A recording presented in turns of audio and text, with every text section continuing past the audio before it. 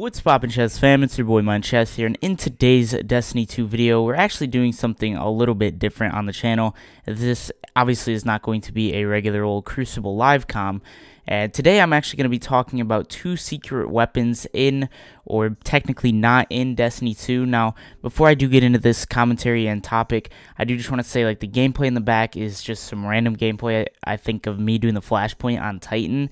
So, yeah, this is going to be a completely just commentary about something interesting I found in Destiny 2, and I've actually been thinking about different sorts of content besides live Crucible commentaries, because there is more to Destiny than just playing the Crucible, and I'm very interested in creating other things that are different from what I've already done. Also, I will be continuing the Crucible live comms because it is very fun to hop into Crucible using different weapons and different loadouts and such, and I have a lot of ideas for that. But I do want to get into some more other things in Destiny 2. So let me know what you guys think about this video in the comments down below, and let's go ahead and get right into it.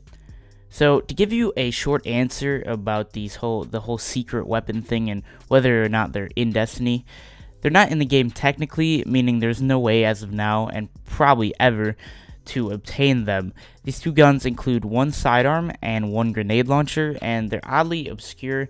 They're just kind of random and seem to have no obvious reason to not be included in Destiny 2, the full game, I mean.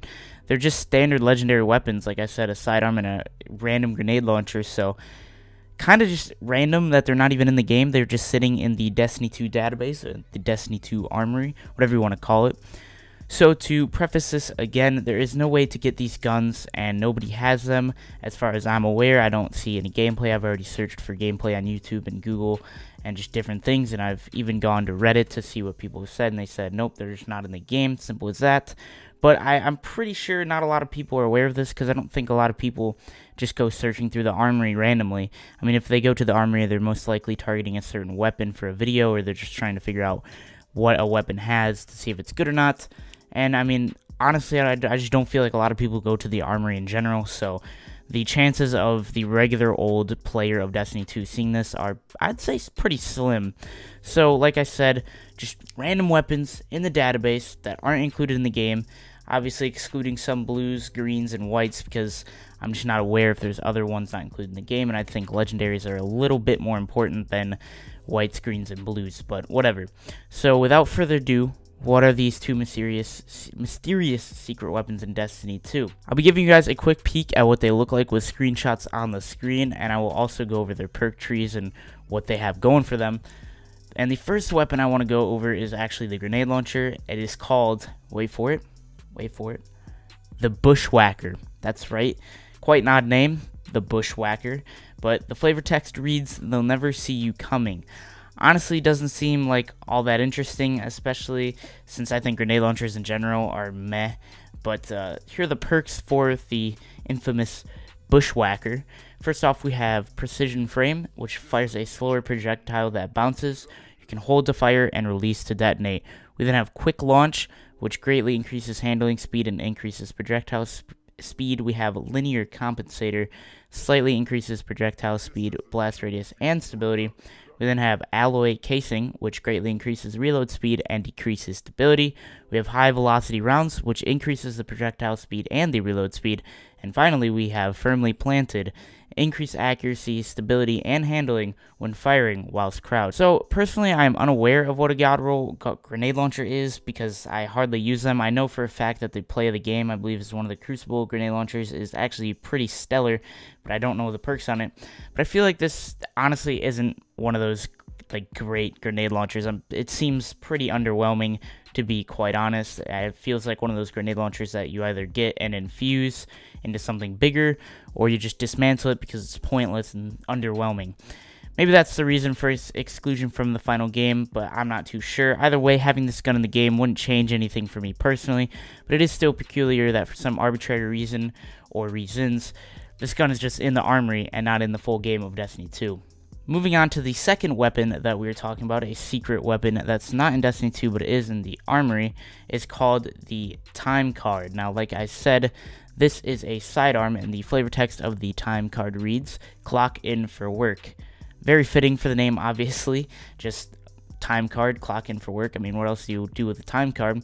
The look of the weapon itself, I think, is pretty cool, resembling the Suros sidearm, but instead of the like red and white of the Suros, it actually has like kind of weird greenish, yellowish tones, and also has that signature Suros dragon on the side. So the sidearm itself definitely has me more interested than the Bushwhacker grenade launcher, because I think sidearms in general are just more interesting because, I mean, I don't need power ammo to use them in the Crucible or in PvE for that matter. So I'm a lot more interested in the time card, and honestly it does look pretty cool despite it being a reskin.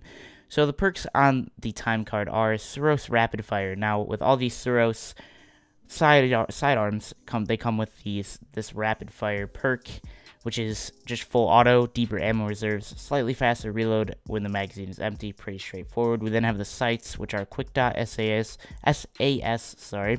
control SAS, short spec SAS. Moving on, we have steady rounds, which greatly increases stability and slightly decreases range. We have tactical mag, which slightly increases stability and magazine size and increases the reload speed. Finally, we have Grave Robber, so melee kills reload a portion of the magazine. Honestly, Grave Robber in itself isn't super enticing.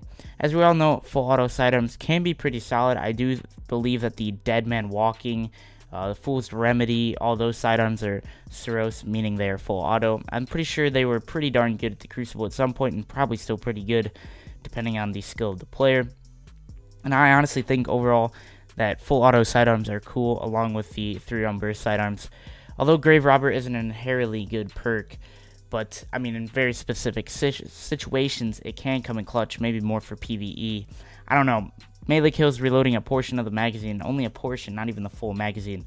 Just kind of scenario based, so kind of makes it a little less cool, I guess. In Destiny 2, we have guns like this already that aren't exactly tied to a certain faction or vendor and are rewarded just kind of out of the blue sometimes, like gunsmith weapons. For example, we have the Death Adder submachine gun or the Frontier Justice scout rifle, which are just kind of random weapons that you may or may not get often. Personally, I've gotten the Death Adder on console, and I've never gotten a Frontier Justice to drop in the 8 months that this game has been out. If these were to ever be added, which I honestly doubt they ever will get added, I think they would be added in that sort of way, kind of just a random weapon that drops from time to time, whether it's from a gunsmith package or maybe it's from the end of a Crucible match. But again, I don't think we'll ever see them in Destiny 2, and they will forever live on as just armory weapons only. It would be cool to get my hands on the time card. I could honestly care less about the Bushwhacker, but it would be cool to see them added eventually down the road. As for what their purpose was supposed to be, we will most likely never know.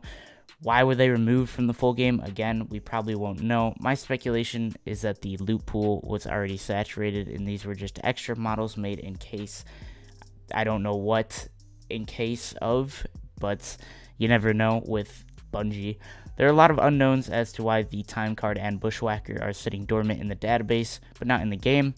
So we may never know why these have been just put in the armory as their fate, and we may never get our hands on these, which would kind of stink. I think it would be cool to have these, even though they are just reskinned weapons, and we already have enough of those.